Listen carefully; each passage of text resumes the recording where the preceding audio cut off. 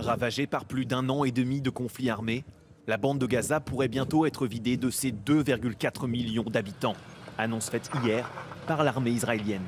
L'opération inclut une attaque de grande envergure et le déplacement de la plupart de la population de la bande de Gaza. Cette mesure vise à protéger les habitants dans une zone sécurisée, loin du Hamas. Validée par le cabinet de sécurité israélien, cette campagne militaire prévoit la conquête de la bande de Gaza, ainsi que le contrôle des territoires saisis.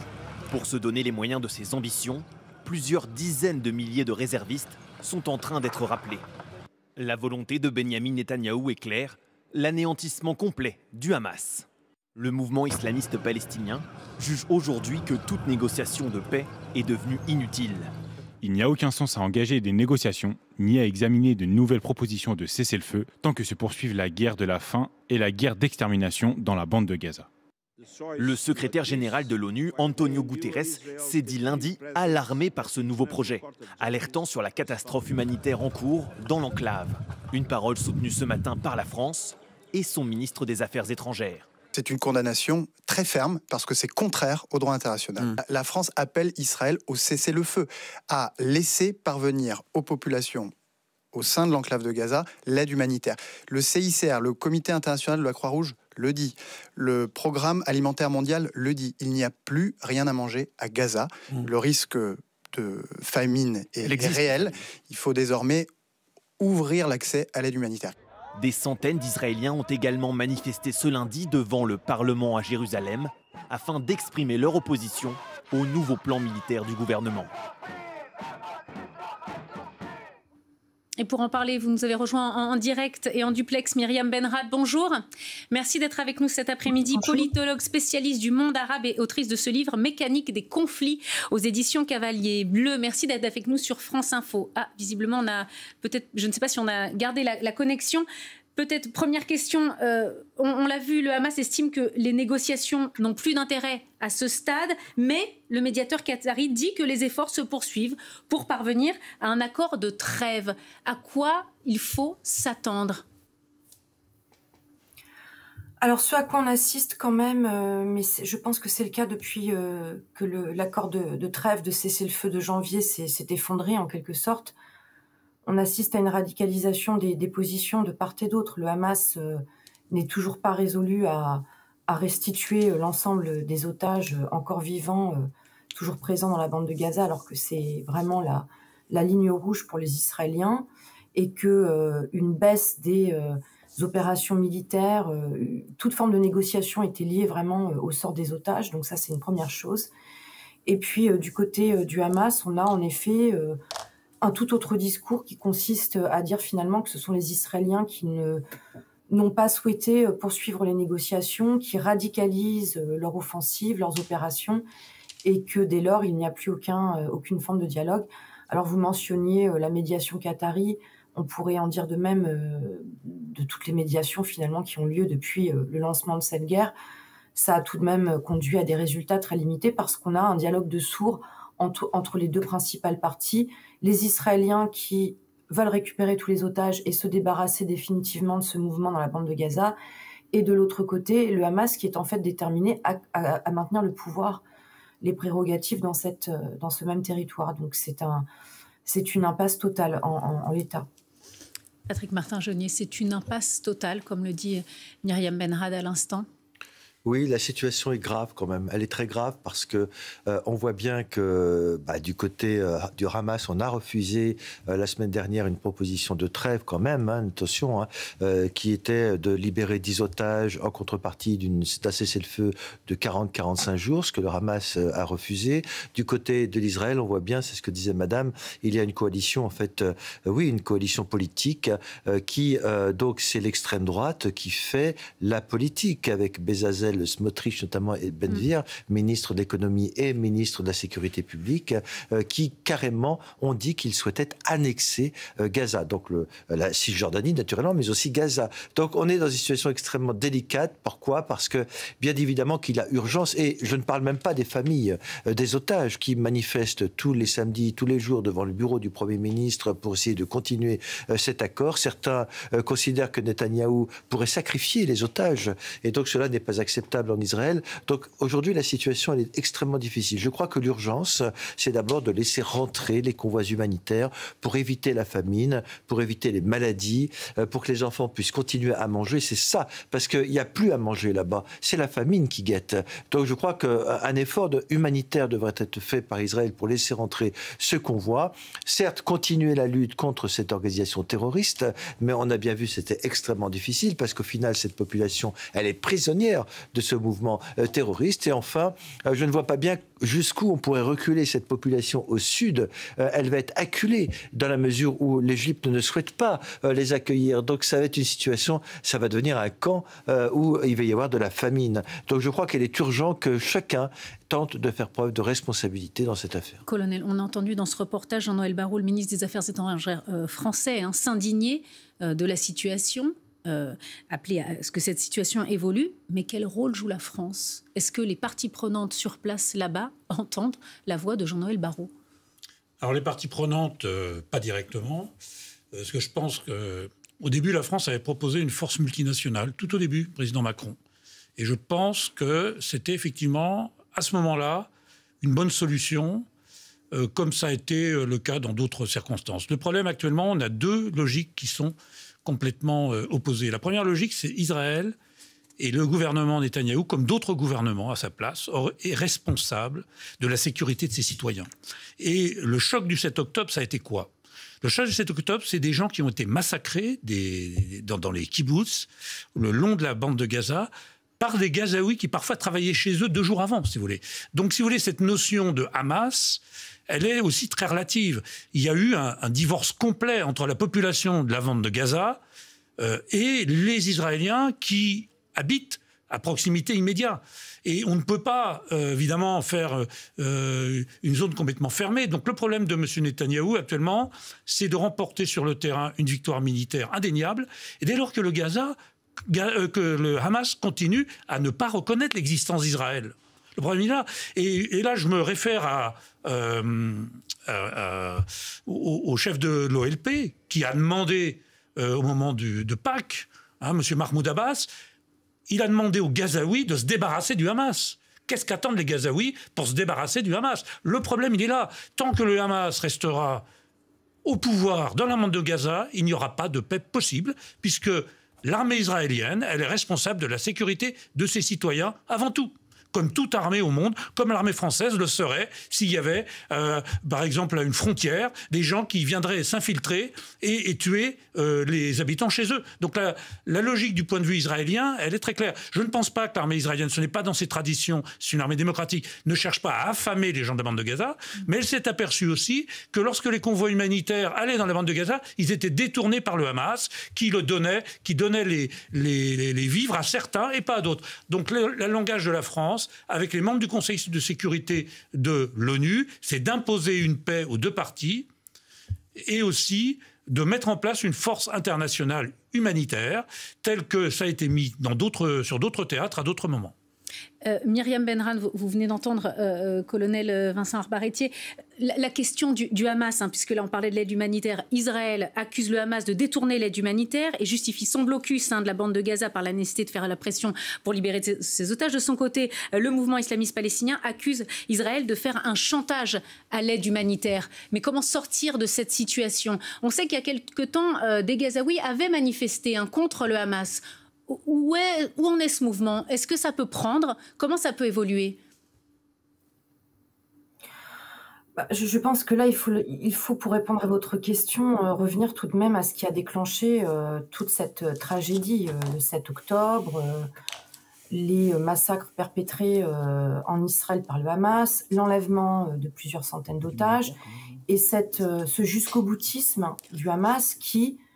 On se parle à l'heure actuelle, là on est en mai 2025, qui n'a toujours pas, malgré les bombardements permanents, malgré la lourdeur des opérations militaires qui ont coûté énormément aux civils, on le sait évidemment, on a des dizaines de milliers de morts à Gaza du fait de cette guerre. Malgré tout cela, ce mouvement n'a toujours pas restitué tous les otages et n'a pas du tout choisi finalement la voie du compromis. Alors on avait d'ailleurs proposé, souvenez-vous, si on revient à la question des médiations, plusieurs pays ont proposé d'exfiltrer les dirigeants du Hamas. il était question tout de même de trouver une alternative, parce qu'on savait que les Israéliens, de toute façon, après le 7 octobre, il y avait, comme je l'ai dit, une chose qui était non négociable, c'était de continuer avec le Hamas dans la bande de Gaza. Alors, est-ce que c'était réaliste d'un point de vue militaire, d'un point de vue politique du côté israélien? C'est un autre débat, mais on n'a pas non plus vu, il faut dire quand même les choses, le Hamas prendre en compte ses demandes et puis surtout prendre en compte les besoins de sa propre population. Et on se retrouve donc aujourd'hui dans cette situation apocalyptique, mais il faut tout de même, à mon avis, replacer bien sûr les responsabilités là où elles se trouvent. Ben Barnier, est-ce qu'on peut faire un point justement sur cette aide humanitaire et cette situation absolument dramatique? Absolument, parce qu'en fait, on voit ces images qui sont terribles. Les mots sont difficiles, comme on l'a décrit, risque de famine, etc. Donc, si vous me permettez, voilà, quelques chiffres assez précis. Un premier chiffre qui vient de l'ONU, qui dit qu'1 million de personnes dans la bande de Gaza, dans cette petite enclave de 360 km², dépendent totalement de l'aide pour survivre. Ça veut dire que parallèle à ça, il y a des espèces de marchés noirs qui s'organisent. Je vous donne quand même un chiffre. 1 kilo de farine sur ce marché noir estimé à 12 €. Donc c'est impossible pour la population de se payer. Il y a aussi le problème de l'eau qui est extrêmement compliqué, l'accès à l'eau potable, qui fait qu'effectivement il y a quelques camions citernes qui arrivent quelquefois dans certains quartiers et qui sont évidemment pris d'assaut. Face à cette situation qui est dramatique et qui est un petit peu éclairée par ces chiffres, on a effectivement Itamar Ben-Gvir, qui est ministre de la Sécurité nationale, qui est donc la frange, on va dire, la plus à droite de cette coalition, donc on peut dire qu'il était extrême droite, qui estime, lui, qu'il n'y a pas besoin d'aide humanitaire à Gaza. Il dit que les Gazaouis ont ce qu'il faut et que ça n'est pas tellement utile. Ça, c'est la position d'un des membres du gouvernement actuel. Face à cette situation, on a effectivement cette proposition qui vient des États-Unis, qui dit, nous, on peut reprendre le retour des convois humanitaires à Gaza avec des entreprises privées. Ça pose évidemment beaucoup de questions. Ça pose déjà la question de conflit d'intérêts. Qui seraient ces entreprises privées? Quelle est la motivation? Est-ce qu'elle est financière ou est-ce qu'elle est effectivement humanitaire? Face à cela, on a un chiffre aussi, il y aurait 60 camions qui passeraient par jour, c'est 10 fois moins qu'en janvier, ce qui fait dire à certaines ONG que ce serait totalement insuffisant, et le Hamas, lui, condamne cette initiative. On va aller retrouver notre correspondant à Jérusalem, puisque, on le disait, les Israéliens, eux, manifestent pour critiquer ce nouveau plan qui a été annoncé par le gouvernement israélien. Les familles des otages estiment que le gouvernement les a abandonnés, les a sacrifiés. On retrouve notre correspondant à Jérusalem, Maël Benoliel. Tout d'abord, les familles d'otages ont très mal reçu ce plan visant notamment à occuper militairement l'intégralité de la bande de Gaza. Ils sont encore 59 otages là-bas, dont 24 qui seraient toujours en vie. Et pour leurs proches, le gouvernement israélien les sacrifie au profit, je cite, de la conquête de territoire. D'ailleurs, l'armée a indiqué que l'intensification des opérations militaires prévues aussi par ce plan pourrait mettre en danger les captifs encore vivants. Et puis, une majorité de l'opinion publique ici s'y oppose. Je vous rappelle que près des 3/4 des Israéliens souhaitent la fin de la guerre en échange de la libération des otages. Ces derniers sont aussi convaincus que cette guerre est devenue politique, qu'elle sert des intérêts personnels, notamment ceux du Premier ministre Benjamin Netanyahou, menacé par ses ministres d'extrême droite de perdre sa coalition s'il arrêtait la guerre. Ce matin d'ailleurs, plusieurs milliers d'Israéliens étaient réunis devant le Parlement ici à Jérusalem pour protester contre la politique du gouvernement. Parmi eux, certains soldats réservistes qui se demandaient dans quel but ils étaient susceptibles d'être appelés à combattre. Maël Benoliel, notre correspondant à Jérusalem. Ben Barnier, effectivement, est-ce qu'on peut se pencher sur l'opinion publique israélienne, les sondages, les derniers sondages qui ont été diffusés, et peut-être on a l'impression qu'il y a une certaine évolution au sein de la société israélienne? Voilà, moi, lorsque j'échange avec des Israéliens, que ce soit des gens de la rue ou des sources diplomatiques, effectivement, plusieurs reconnaissent qu'effectivement, il y aurait un point de bascule, on peut le dire. Alors, le dernier sondage dont on dispose n'est pas si récent que ça, il est du mois de mars, mais il est assez clair. Il donnerait effectivement donc le parti du Likoud, le parti de Benjamin Netanyahou, qui, si il y avait de nouvelles élections législatives en Israël aujourd'hui, donc au mois de mars en tout cas, ne remporterait que 25 des 120 sièges à la Knesset, contre 32 en 2022, et puis la coalition au total recueillerait 48 sièges contre 68 en 2022. Au-delà de ça, on l'entendait, notre correspondant à Jérusalem, effectivement, on a cet autre chiffre de ce même sondage qui a été diffusé par le Canal 12, donc la télé israélienne. 70% des personnes sondées parmi les Israéliens ne font pas confiance à leur gouvernement, et à peu près le même chiffre veulent effectivement un accord en échange de la libération des otages. Il y a aussi une autre force dans la société israélienne qu'il ne faut pas ignorer, c'est ces réservistes dont on parlait un petit peu plus tôt dans cette émission. Eh bien, certains d'entre eux n'ont aucune envie d'être à nouveau mobilisés justement pour cette opération à Gaza. Il y a même eu une lettre d'un groupe de réservistes qui demande un accord pour une trêve et pour la libération des otages. Il faut savoir qu'il y a des réservistes qui meurent quasiment tous les jours. Le dernier en date, c'était hier, justement, dans la zone toute proche de Gaza. Patrick Martin-Jeunier, est-ce que Benyamin Netanyahou peut continuer longtemps comme ça? A priori, les prochaines élections en Israël sont en octobre 2026, encore donc 1 an et demi. Est-ce que Benyamin Netanyahou peut tenir jusqu'en octobre 2026, vu ce que l'on vient de dire, de l'évolution de l'opinion publique en Israël et effectivement de ces réservistes qui sont appelés au front, ça fait plusieurs fois maintenant, et qui commencent à se poser la question de l'utilité de tout ça. Est-ce que Benyamin Netanyahou peut tenir encore longtemps? Ça va être extrêmement difficile politiquement, sachant effectivement que même s'il a une majorité avec les partis d'extrême droite, en réalité c'est eux qui font la pluie et le beau temps.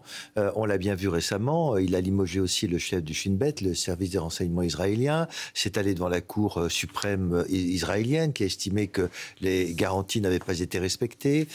On sait très bien qu'en réalité, il tient grâce au siège au parti d'extrême droite nationaliste.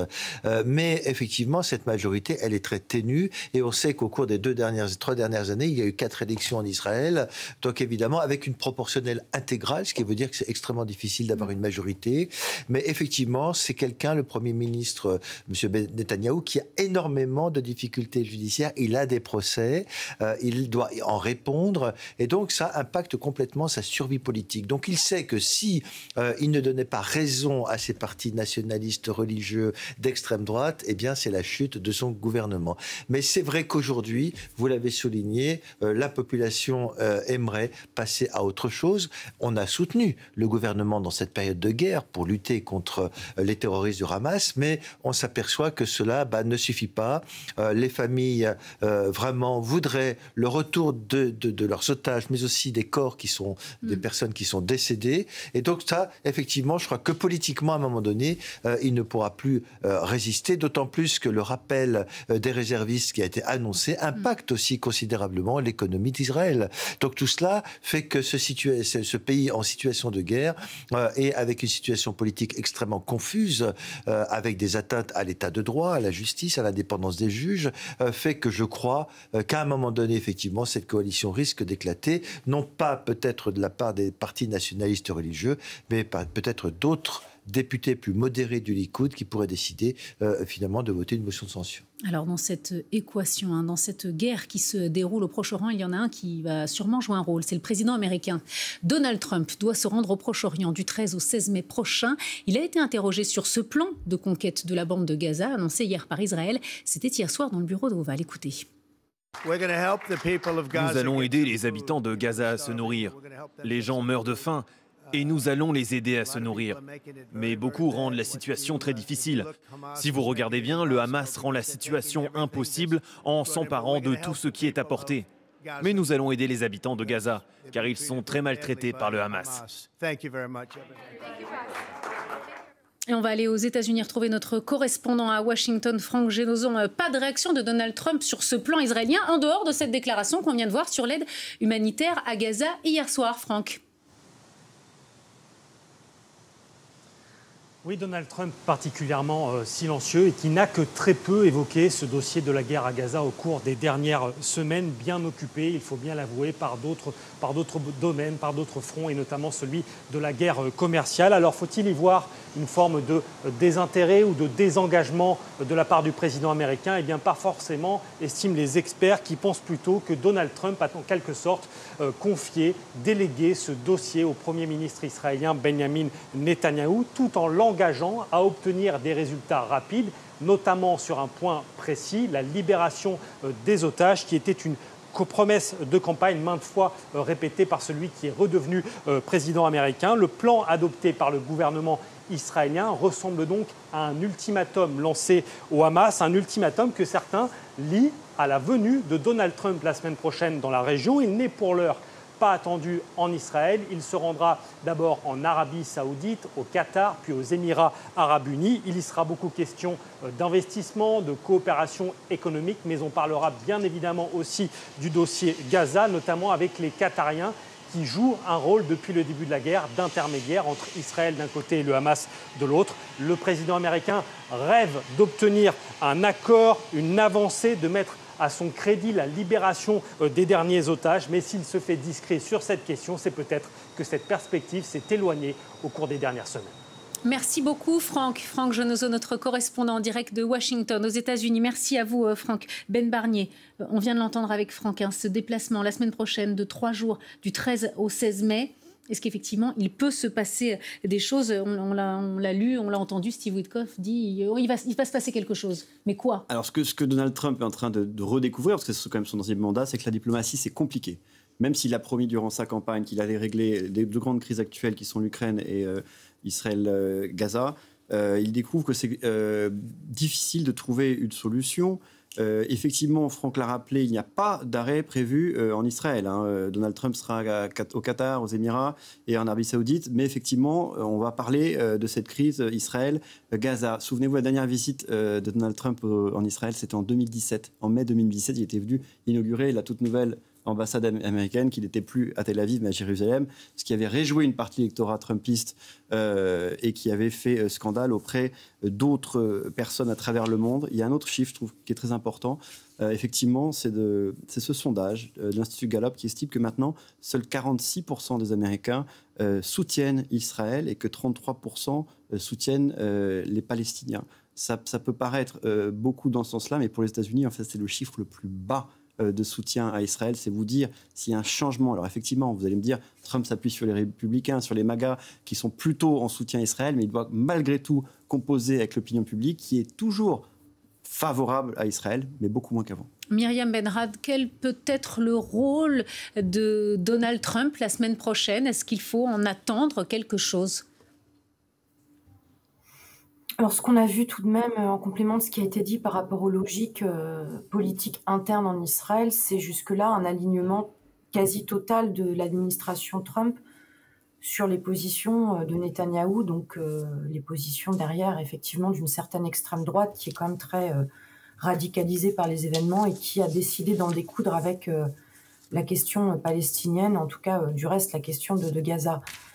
Donc c'est une bonne question parce qu'on ne sait pas vraiment ce qu'on peut attendre aujourd'hui de cette puissance américaine qui reste hégémonique sur le plan militaire, mais qui sur le plan diplomatique n'a pas réussi à trancher la question et à trouver un quelconque terrain d'entente entre Israéliens et Palestiniens, à l'opposé de cette tradition, cette longue tradition diplomatique américaine qui avait permis un certain nombre de progrès par le passé, très limités, mais tout de même des progrès. Là, on a un alignement sur cette position israélienne très extrémiste, qui est contestée évidemment aujourd'hui aussi en interne en Israël, et cette volonté de Donald Trump de changer la donne, de façonner cette nouvelle équation au Moyen-Orient. C'est tout le discours qui a été celui de Netanyahou, et on a cet alignement, ce soutien total des États-Unis. Donc je ne pense pas malheureusement qu'il faille attendre des États-Unis qu'ils soient l'acteur qui fasse aujourd'hui la différence, qui change c'est cette dynamique d'escalade qui a repris donc très clairement au cours des dernières semaines et qui va, à mon avis, se poursuivre. Patrick Martin-Genier, on le disait, Donald Trump soutient indéfectible d'Israël et en l'occurrence de Benjamin Netanyahou. Connaissant Donald Trump et ses parfois changements de position, revers, est-ce que ce soutien est effectivement intégral et sur la durée, ou est-ce qu'à un moment donné, si son intérêt n'y est plus, Donald Trump pourrait laisser tomber Netanyahou, ou en tout cas le contraindre à prendre des décisions qui ne sont pas, que ne souhaite pas le Premier ministre israélien? Oui, parce que, comme vous l'avez dit, c'est quelqu'un qui est inattendu. Il a bien dit sur l'Ukraine, après avoir signé les accords sur les minerais, qu'il plaquerait tout le monde, qu'il partirait de la table des négociations s'il n'y parvenait pas. Là, c'est quand même plus difficile. La situation est un peu différente. Avec l'administration Trump, est un soutien indéfectible à Israël pour sa défense. C'est dans un contexte tout à fait encore plus difficile. Mais il est vrai qu'il peut bien voir aussi que cette situation peut représenter un danger pour la sécurité. Et surtout, n'oublions pas qu'il souhaite également obtenir un accord sur le nucléaire iranien. L'Iran qui constitue une menace aussi. Donc il y a 2 poids 2 mesures. D'abord, il va faire du business en Arabie Saoudite parce qu'il va vendre également pour 3,5 milliards d'équipements de missiles air-air à moyenne portée. Donc ça, c'est toujours le business avec Trump. Mais effectivement, s'il s'aperçoit que la situation est très critique, cela peut nuire aux intérêts américains et surtout l'empêcher d'aller plus loin, par exemple, dans d'éventuels accords avec l'Iran, eh bien, il pourrait effectivement faire pression sur Israël pour au moins tenter de faire avancer le cessez-le-feu. Merci beaucoup, Patrick Martin-Genier, d'avoir été avec nous cet après-midi. Vous devez nous quitter. Colonel, votre point de vue, effectivement, sur le déplacement la semaine prochaine du président américain dans la région. Moi, je pense que Donald Trump, s'il en a les moyens, si les États-Unis en ont encore le moyen, doit faire pression sur le Qatar aussi. Parce que le Qatar joue un double jeu.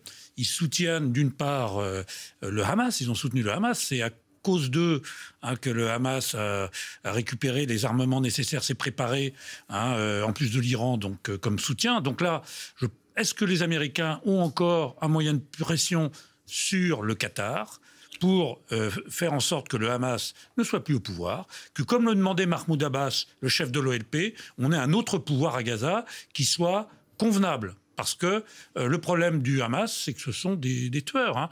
La façon dont s'est passé le 7 octobre témoigne qu'ils avaient organisé une tuerie. C'est pas un combat, c'est une tuerie. Donc on ne peut pas négocier avec un mouvement qui veut vous éliminer. Mettez-vous à la place des Israéliens, y compris des gens qui manifestent d'ailleurs. Parce que si effectivement les otages revenaient et qu'ensuite tout recommence comme avant et que dans un an, il y ait de nouveau un pogrom pour une raison ou pour une autre, ce ne serait pas viable. Israël a besoin de frontières viables. Or, les autres voisins, que ce soit l'Égypte, la Jordanie, alors le cas de la Syrie est un peu particulier, on n'en a pas parlé, mais Israël soutient les Druzes, parce que les Druzes, c'est un élément fondamental dans la sécurité d'Israël. Donc il y a des éléments qui permettent au gouvernement Netanyahou de néanmoins avoir la situation encore en main. Et ce qu'ils attendent sans doute de l'action de Donald Trump, c'est de faire pression, pas tant sur l'Arabie Saoudite et sur les Émirats Arabes Unis, ça c'est pas un souci, mais surtout sur le Qatar. Myriam Benrad, effectivement, c'est sur le Qatar que la pression va être accentuée de la part du président américain. Oui, alors c'est une façon de voir les choses, mais le Qatar n'a pas aujourd'hui de rôle prééminent dans cette escalade, dans cette impasse. Le Qatar se pose comme médiateur, mais on a vu d'autres pays, comme l'Égypte évidemment, conduire un certain nombre de négociations. Je ne pense pas que cette pression sur le Qatar change grand-chose. On a pu évidemment reprocher au Qatar d'avoir abrité la branche politique du Hamas, d'avoir sans doute apporté un soutien financier à minima idéologique au Hamas dans la bande de Gaza, mais aujourd'hui, ça n'est pas du tout un pays qui, encore une fois, au-delà de cet activisme diplomatique qui est le sien, qui fera la différence dans ce dossier. Je pense qu'un pays, j'ai mentionné l'Égypte, un pays comme l'Égypte, un pays comme la Jordanie aussi, dont on parle moins, vont être des interlocuteurs de premier plan, parce qu'ils sont d'ailleurs les premiers concernés par cette idée d'un transfert de masse des Palestiniens, il ne faut pas l'oublier. Et puis ce sont deux pays qui sont en paix officiellement avec les Israéliens, qui n'ont pas non plus d'intérêt à voir la situation dégénérer encore plus longtemps. Donc je crois qu'il faut quand même prendre quelques distances par rapport à cette emphase qui est mise sur le Qatar, qui n'est pas le pays le plus déterminant dans cette affaire aujourd'hui. Ben Marnier. Si je peux me permettre juste de nuancer un tout petit peu sur le rôle du Qatar en tout cas, si on remonte un petit peu le temps, même si on pourrait remonter très loin dans cette région, mais un tout petit peu le temps, si on remonte juste le temps de 20-30 ans, souvenez-vous, ce n'est pas non plus des millions d'années, dans les années 90, il y avait les accords d'Oslo, on avait Bill Clinton, Yasser Arafat d'un côté, Yitzhak Rabin de l'autre. On avait la possibilité, dans cette région qui était déjà compliquée, d'avoir un dialogue, mais pas un dialogue avec les intermédiaires, un dialogue face à face, et même, on espérait, une solution à deux États. Aujourd'hui, c'est une situation complètement différente, puisque c'est impensable, et vous le disiez, lieutenant-colonel, d'avoir une discussion dans la même pièce entre des dirigeants israéliens et des dirigeants du Hamas. C'est impossible, puisque le Hamas, n'est pas un parti comme un autre, c'est une organisation qui a pour vocation de détruire Israël. Donc ça n'est pas possible. Donc effectivement, le Qatar qui est malgré tout partie prenante d'une certaine manière, puisqu'il favorise le financement dans la bande de Gaza, permet en tout cas à ce qu'il y ait une forme de conversation, même si de ce qu'on me disait lorsque je me suis rendu en Israël ces derniers mois, en fait ce ne sont pas des gens des deux camps qui sont dans la même pièce, mais même si on peut vous dire par exemple qu'il y a une pièce au milieu, puis l'émissaire va voir dans une pièce le côté palestinien, puis l'autre pièce côté israélien, mais au moins il y a une forme de dialogue, de conversation, même s'il n'est pas direct, et ça, elle est permise malgré tout par ce rôle de médiation du Qatar. On peut dire que c'est pour se mettre en avant, que c'est du soft power peut-être, mais malgré tout, il y a un rôle qui est joué. Colonel, Myriam Benrad évoquait le rôle de l'Égypte et de la Jordanie. Est-ce qu'ils peuvent jouer un rôle, sachant que eux pourraient céder sous la pression des États-Unis, par exemple, puisqu'ils dépendent beaucoup aussi des financements américains. Bien sûr, mais ça a déjà été... les Américains ont déjà essayé, tout au début de la crise, de l'arrivée de Donald Trump, le roi de Jordanie est venu à Washington. On a parlé, le problème, la Jordanie, ils ont déjà plus d'1 million de réfugiés syriens, si vous voulez. C'est un pays... qui ne fait que récupérer des réfugiés de partout, si vous voulez. Donc c'est un pays fragilisé. Le roi Abdallah II, bien sûr, pourrait prendre quelques-uns mais lui aussi, les screenerait, les vérifierait, parce que lui, il n'a pas l'intérêt non plus d'avoir au sein de son royaume des gens qui veuillent le déboulonner. Quant à l'Égypte, on parlait du Qatar. Le Qatar favorise les frères musulmans, favorise le Hamas.